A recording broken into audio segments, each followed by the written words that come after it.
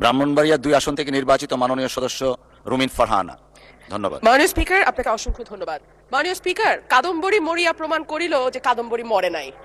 আমাদের তেলের দাম শেষমেশ বৃদ্ধি হইল মাননীয় স্পিকার, কিন্তু তার আগে আমরা দেখলাম কয়েক কিলোমিটার জুড়ে লম্বা লাইন।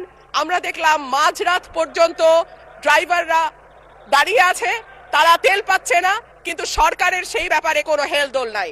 আশ্চর্য হয়ে লক্ষ্য করলাম মাননীয় স্পিকার, মন্ত্রীরা যখন সংসদে বক্তব্য দেন তখন তারা অবলীলায় বলেন বাংলাদেশে জ্বালানির কোনো ঘাটতি নাই, কিন্তু মাননীয় স্পিকার যখন তেল নিতে যায় তখন দেখা যায় 3 কিলোমিটার লম্বা লাইন।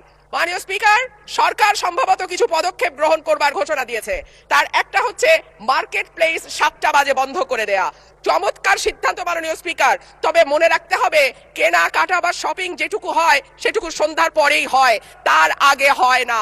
2 হইল অফিস আদালতের সময় বলে পরিবর্তন করবে। 5 দিনের জায়গায় 4 দিন বা 3 দিন তারা কর্মঘণ্টা ঠিক করবে।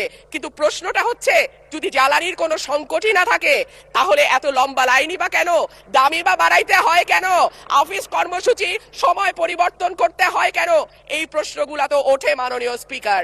মাননীয় স্পিকার, আপনার মাধ্যমে এই সংসদের কাছে আমি জানতে চাই, জ্বালানি মন্ত্রীরা যখন গণমাধ্যমে কথা বলেন তখন মনে হয় বাংলাদেশে আল্লাহর রহমতে কোনো সংকট নাই।